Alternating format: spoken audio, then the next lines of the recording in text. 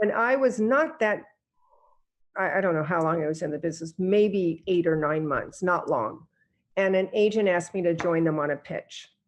So I was honored because I really didn't know what I was doing, but they're asking me to join them. I'm like, this is fantastic. So we're in the elevator. The agent appeared to be a little nervous, and she turned to me and she said, with a deep breath, "Are you nervous? Are you nervous?" And I said, "No, I'm not nervous. Why?" And she said, "Well, did you practice?" This true story. I said, "Did I practice? Did I practice what?" She said, "Did you practice your pitch?" And I thought to myself, I didn't practice I didn't know. I'm so I don't even know sorry. what the pitch thing This was. is so good. Right. What is a pitch thing? So I'm in this elevator with this lovely agent, so grateful to be included. And I said, I didn't practice the pitch. And she said, "You didn't?" I said, "You did?" She said, "Yes, I always practice my pitch." I said, "What does that mean?" She said, "Oh, I practice. I even look in a mirror and I practice before I come." And I said, "Well, how do you know what you're going?" She said to me, "How do you know what you're going to say?" I said, "I don't know what I'm going to say." So then she looked scared, like, why did I invite Vickey to join? Like, this woman didn't practice. She doesn't know what she's going to say. And I said, "How would I know what I'm going to say when I don't know who's behind the door?" So then the elevator opens up, and here we are in the landing, and the door is in front of us. And I'm puzzled. Now I am a little nervous because I'm thinking, maybe I'm in the wrong field. Like maybe I don't understand this whole real estate career thing. So we knock on the door, and the woman opened the door, and there she was. And sure enough, as life would have it, behind her was a wood storyboard, a carved storyboard from the Micronesia Islands. Well, I had worked in healthcare, and I had been to Saipan and Guam many times and understood the meaning of that storyboard. So my eyes lit up with enthusiasm. I pointed to the storyboard and I asked her, "Oh my gosh, you have a storyboard?" And she smiled, and I said, "Where'd you get that?" And she said, Ponape. And anyway, we came in, we kind of talked about that, and then we talked about the apartment, and then there was a book of interest on her table. I talked and asked her questions about the book. When we left, the agent said, "I've never seen anything like that before in my life." And I said, "What?" And she said, "That was crazy. You didn't even do the pitch. Like, you didn't really talk about the pitch. You talked about crazy things and told stories, and the woman loved you, and she's hiring us, but I've never, ever done anything like that before." And I said, "Well, that's the only way I know how to do it. Barron, I'm selling the house, and the house needs to be the story, not me." So you see a lot of agents, and they blow themselves up, and the ego gets in the way, and they want to sit in front of someone else and spend that precious time talking about themselves. These people don't want to know about me and my record and my success. Listen, we do. But keep going. Well, you guys, but they want to know, first of all, they want to know that if you ask the right questions and they see the wheels are turning, and you're asking intelligent questions that are important to that seller, they're going to sit there and say, "This person obviously knows what they're doing, and they're asking good questions, and they're going to feel safe," like you do with the doctor. I think an analogy a lot is with, maybe because I worked in healthcare, but let's say, for an example, there was an agent that was panicked because they had to give bad news. By the way, I've been told that I'm a bad news specialist, like Vickey, you're like a bad news, you deliver bad news with such ease. With the fairy wand, that's one. Yeah, because you get it is what it is, right? But think about this. If a seller, you have to give them bad news. Maybe the third deal blew up and they're not going to sign the contract, and that's not good news, right? You have to give that bad news. So an agent one day called me. She was panicked. She didn't know what to do. And I said, she was literally sick to her stomach and didn't sleep all night because she was caring so much about her client. I said, pull it together. First of all, it's nice that you care about him, but he's not hiring you to feel sorry for him. He is hiring you for a solution. He is hiring you to get him to the finish line. So if you pick up the phone and say, Jason, I'm so sorry, I can't stand, I didn't sleep all night, I have a stomach ache, I can't believe this happened, I feel bad. No, imagine if you walked in the doctor's office and the doctor opened the door and said, I am so sorry, I didn't see this coming, I got the test results, it's bad, it's really bad, I didn't sleep all night, I have a stomach ache thinking about it. You'd freak out and run out of that doctor's office. You want the doctor to say, you're going to go down the hall. This is a fact. We came to this. We have a plan. You're going to come back on Tuesday. We're going to do X, Y, and Z. They want an agent to say, listen, that deal fell apart. I've already called the 2 backups. We have an open house scheduled for Sunday. I'm going to do this. I'm going to do that. You are in control. You have a strategy. You're going to get them to the finish line. You can show emotion, but you have to have logical thinking. If you have emotional thinking and logical thinking together, you have wise thinking. If it's all just emotion, it's a hot mess. So this is going to fold right into that, right? It's going to make me look really bright. I love it. It actually is. It shows how awesome you are. I was on a pitch for a development, and I was told that they're tough. They're going to ask you a million questions about the numbers and grill you on this whole spreadsheet. And I was really busy and didn't have a lot of notice for this interview. So I did not have the spreadsheet that I think they were wanting. I just didn't, I had too much on my plate. I was running nonstop. I showed up at the interview and they asked the question, why should we hire you? The question you hate. Yeah. And I said, well, it's not for my spreadsheets. And then a good answer. Right. It's not for my spreadsheets. But I said, I marched kind of to a different drummer. I'm not your average bear. And I said, I tend to think a little differently. And I tend to be creative. And I'm a storyteller, and I see the end before the beginning, and I usually have a strategy and a creative way to get there. They said, well, what have you done recently that is creative? And the truth was, I had just, as a joke for my team, I had just finished a real estate rap song. So I said to them, well, I just honestly. Oh my God, I've done that too. Anyway, keep going. I wrote a real estate rap song, and the one gentleman said, you did? I said, yeah, I'm not sure what I'm going to do with it. And he said, well, can you sing it? And I said, you want me to sing it? He said, I sang my real estate rap song. Can you sing it? With these men. Seriously, no, I'm serious. I'll sing a part of it. It's okay, good. Brokers, wake up, wake up, wake up, get out of bed. It's way past 8 and you're running late. Grab your show sheets, fact sheets, get yourself to Bank Street. MetroCard, Crunch Bar, Starbucks too far. You ain't got no time for Starbucks.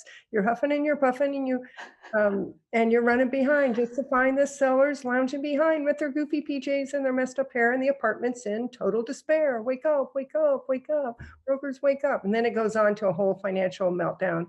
It was in 2000. I don't know what it was. 9, 8, had to be. It was hilarious.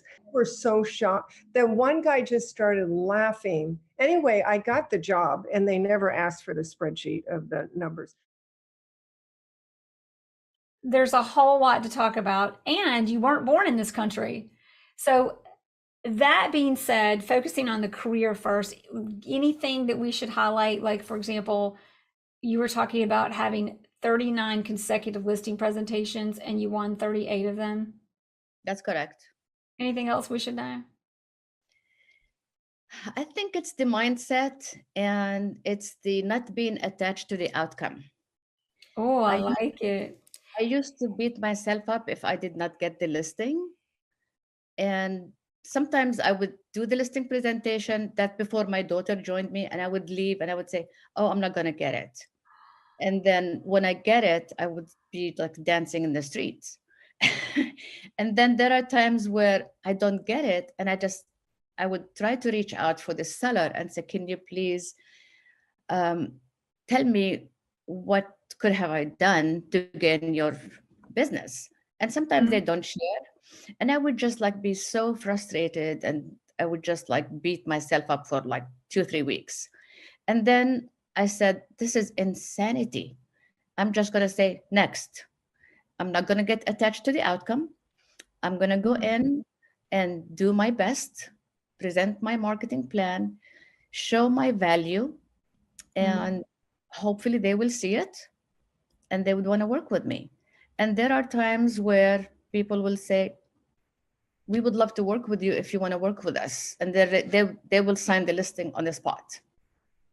I love And that because it sounds like you didn't change. You already cared enough and you were working hard enough, but you were showing up desperate, and desperate never feels good to anybody. it wasn't desperate. I think the thing was having an accent, and I have lived here more than I had lived in my own country. I still cannot get rid of the accent. So the perception of people, they perceive me as someone who does not know the real estate law. But then I started changing my listing presentation. Initially, my listing presentation when I was doing it solo was all about me, copies of all the awards, copies of all the letters that I was the top listing agent, copies of all my listings that sold. But then when my daughter came, she said, Mom, this is like all you're just tooting your own horn, and it has nothing to do about the seller. So we changed our listing presentation completely, and it's all about the seller. It's all about them. And that's when this is our breakthrough, that it just changed everything. So there are two things. When I finish what you were saying, were you going to add something to that? Yeah, I was going to I was in the business. I mean, I started in the business November of 1980. And I'll tell you. Well, actually, I'm going to let you pause right there because I want to talk about you got into business in 80, but before we go there, back to the listing presentation, two quick things because Yes. I want everybody to stay with the conversation. Two things in that listing presentation that happened were, number one, it was realizing not being attached to the outcome. Yes. And in a way, when you are, it was more about you. And number two, shifting your presentation rather than trying so hard to prove yourself, you shift the focus even of the presentation to the seller. Now, Yes. in that presentation, some people say there's so much focus on the broker, the agent, what we do. What was was it a completely new presentation, or were there small shifts in that presentation? Completely new presentation. Completely new. Wow. We still, the thing that we kept are the testimonials from clients, but most of it was all about the seller, all about the process, all about our marketing, explaining how we do it, what we do, and what works and what doesn't work, showing them stats of clicks, of listings, thousands of clicks on certain listings, showing them homes in their neighborhood that were on the market with another broker that failed to sell. And then we come in and we sell it in a week. We show them numbers. Numbers don't lie. I mean, when you look at numbers from Zillow and Redfin, that how many people had saved the listing, how many people clicked on it. And we show them what other agents post in MLS. They post like 20 pictures. We post 80 plus pictures. We have drone, we have video, we have 3D tour, we have floor plan visuals. So it's just showing our value. And we talk about that before we talk about anything else. This way, when the subject of commission comes up, after we talk about what we do, we say, we charge 6%. I mean, here in California, especially in the Bay Area, we have lots of discount brokers. We're up against top brokers that charge under 4%. Yeah. Most of the times we get the listing at 6%. Wow, because you're presenting value. We People show the want value. value. Yes. If the funny thing is, if you're competing on price, you're a commodity. And as a real estate agent, it's not about that. Otherwise, Zillow would have won a long time ago. Right. And price, I mean, and we tell people, if you're going to choose an agent based on the price they give you, that's the wrong way to do it. I had a client who is a repeat client. I've known them for a long time. I sold the commercial building for them. I sold a rental property. And 2 years ago, he wanted to sell a property that he thought it was worth $6 million. And he said, Haifa, I am not selling it for less than $6 million. It's worth like 3.5. I said, Greg, I would like to be a size 2, but it's not going to happen. He said, you are crazy. I said, I am crazy, but not as crazy as you are. And guess what? It sold for 3.5. Oh my God. I love that. I am so like such an anti-scripter, a big listener, like in like communicating. But if there was ever a script, that is the script. We Like 2 things you said in there. That's it. Sorry, go ahead. That was awesome. So he says, okay, you win. And so we listed it at 3.8, and all the offers came in around the 3.5, and we got it at 3.5 for an all cash. And he said, you were right. I said, I told you. Two scripts. Number 1, I want to be a size 2, but it's not going to happen. Like that is a script. That is a Yes. script. And number 2, when they say you're crazy, yes, I am, but I'm not as crazy as you. I mean, like, I'll stop, but I'm gonna have tears because those are the best ever. If you're going to script, everybody, that's it. Okay. I was called to do a listing presentation. I did not even have a listing presentation at the time. I mean, nobody had a listing presentation at the time. It was like, you just That go wasn't a in, thing. Yeah. you just go in and sell yourself, or if somebody, and I think they had seen my name on a sign close to where they lived, and they saw that it sold, but they knew nothing about me. And when I got there, they had already interviewed 4 agents. And I passed by this house all the time, and it's one of my favorite houses. It's like, oh my God, I just love this house. So when they called me, I was just jumping for joy. It's like I could not wait to go in and see the house. The husband was just very snobbish to me. He was like sitting like this, like, I don't want to listen to you, basically. And it was like, I felt uncomfortable. And I know that he was like, he even asked toward the end, he said, oh, where did you go to college? He probably thought that I was just a high school dropout or something. Well, yeah, the assumptions between being an agent and having the accent, it's like, what do you really know? You're not even from here, because they don't understand what's beneath the surface. Yeah. So the wife was very pleasant, but he was very snobbish. And it was like just the week before Thanksgiving. And at the end, they said, we had interviewed, we've done with our interviews, you're the 5th person, and we will get back to you after Thanksgiving. We have family coming over the day before Thanksgiving from out of state, and we will get back to you after that. And I left there and I said, I'm not going to get it. For sure, I'm not going to get it. But then, like, my inner self kept saying, who are the other agents they interviewed? They're not better than I am. I am young and I have the drive and I can get them all the answers and I can hold it open every weekend, whatever. So I go to an Italian deli and I know the butcher. I said, I want you to give me your best salami stick. I bought the largest, the best quality salami stick. He wrapped it in white paper. I bought sourdough bread. I bought cheeses, put a basket, a bottle of wine, olives, whatever. And I wrote on the salami stick, this is no baloney. I really would love to work with you on marketing your home. Oh my God, I love that. And that's brilliant marketing. The day after Thanksgiving, the wife called and she said, my husband had quite a kick out of it. And he told me to call you. You got it. We want to list with you.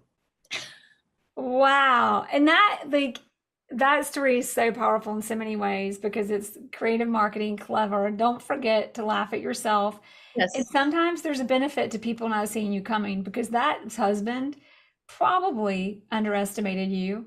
And it kind of sometimes when people set the bar low for you, it's not so bad because it gives you the opportunity to surprise them, To to prove get them that wrong. wow factor.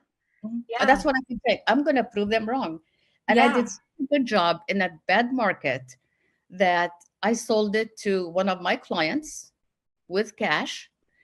And I've received, like, over the years, we've become good friends. Over the years, I must have received like 11, 12 referrals from them. What was the biggest like surprise or lesson learned from that shift in your career? No one handed me anything. Everything that I did was self-driven, meaning, the hard work, the grit, the grind, the, rebuilding my business. And, I feel like I outworked so many people during the time. And it was the time. I think a key thing too was having patience. I never set out to say, like, I want to be number one and I want to be, the top 1%. It really was putting my head down and figuring it out and working hard.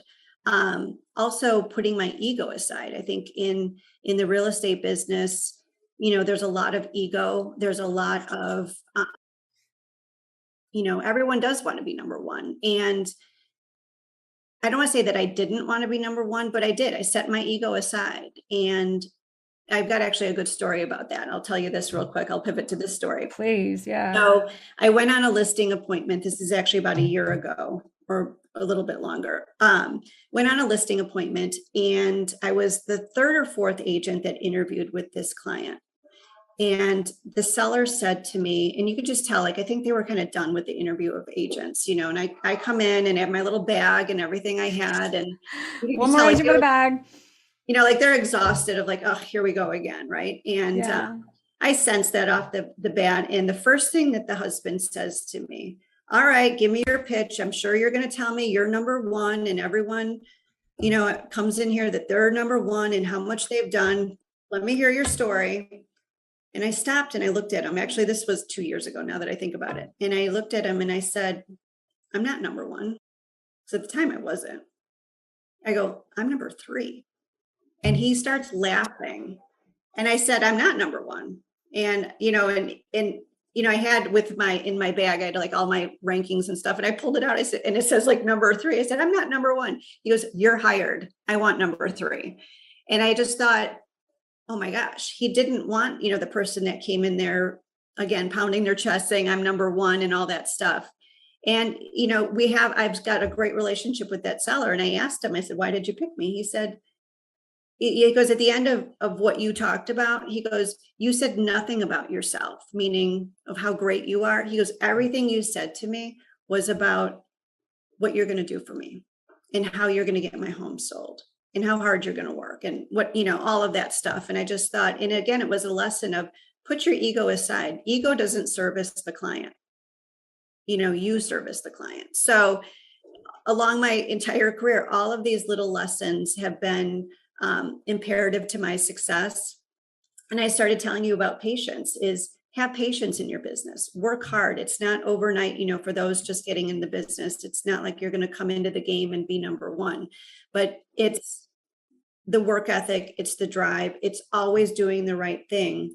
And I will tell you my secret I've learned along the way. And it sounds very simple, is kindness. And I mean that because when you're kind to people and you do the right thing, it matters.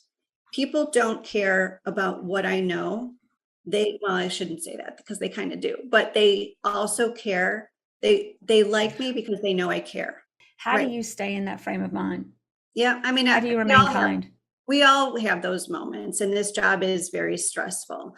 So I'm not going to say that I'm perfect 100% of the time. Right. But it's how you choose to react to these situations. And this is, it's again, this didn't come easy for me. It's you learn your lessons along the way. It's how you choose to handle the situation. And I think, where I'm at in my career now is, communicating with people, really looking them in the eye and having discussions with them, explaining your intentions. And again, it's everything I do comes from a good place. I know I don't have a bad bone in my body. And I just, if something does go wrong or there's something bad, or even if someone's rude to me, I will tell you, people are rude to me every day. They just are, I get attacked in all different directions. It's how I choose to handle it. It's, if they're going to say something negative or if they're going to say something bad, that's too bad for them. It's really, I just don't take it personally anymore. I know who I am and I know what I do. So I choose not to adjust. We're not letting those reactions get in the way, because when you choose your reactions, they're no longer reactions, they're actions. And one word you haven't used, but you are definitely displaying in everything you're saying, is empathy. Yeah. Empathy. And then the other thing is, I've always said, everyone knows I'm rather a fan of the book, Never Split the Difference. I've read it 8 times. But the thing the book doesn't say, but it definitely displays, and you've done the same, is don't be defensive. In any conversation, explore, listen, empathize, ask questions that engage them. It doesn't say this, but it definitely, I remember reading and I thought, in everything, it diffuses, it mitigates defensiveness. Right. You came in and a guy said to you, hey, tell me about how you're number one too. You didn't get defensive. You didn't even talk about why people might say they're number one. You didn't explain it. You didn't do any of that. You just said, well, I'm not number one. Right. I'm not number one because number one wasn't important. Right. But what was important was what he needed. Right. And how you were going to help him. That's what you're there for. You're not there to be number one. Right. And this is also, it's years of learning stuff too. And I don't ever want to come out of the gate saying this is, I knew this early on, because I've made mistakes early on in my career. And I think that's important for all new or younger agents. Is it's a journey. And it's also, finding a mentor, someone, and it doesn't have to be in real estate, but that's just someone that, you like, and, follow in their footsteps a little bit. So lots of lessons learned, but I have to say, since I've, all the things that I'm talking about is the kindness, putting your ego aside, it's really brought me to where I currently am. And I'm loving every minute of it. How do you, being a real estate agent in my career, I thought, God, thank God for this business, because it has challenged me in ways and also given me opportunities. It's given me challenges and opportunities. I just don't know how I would have ever in my life experienced it without something like being a real estate agent. It changed me. It built character. How has it changed you? What would you say about that? I think it's a really good question. And I'm pausing a second because I really have to think through of how that changed me. And I think, you said the word, but it is empathy, because I see all different types of situations. I see the good in people. I see the bad in people. I see people's, devastating situations, whether they're losing a loved one or a divorce or, a marriage or, whatever it is. There's such an array of humanity in what we do. And it has given me a just different perspective on people and, empathy and understanding people. And really, at the end of the day, my job is to make this process of real estate easy for whatever they're going through, whether it's good times or bad times. And being able to help them through that situation really has fulfilled my life. Really, it has. Thanks for listening to the Jere Metcalf podcast, where top real estate agents tell how they do it. If you like this episode, please share it with friends. To find more episodes, search Jere Metcalf Podcast on any platform for podcasts, or go to JereMetcalfPodcast.com. That's JereMetcalf podcast.com.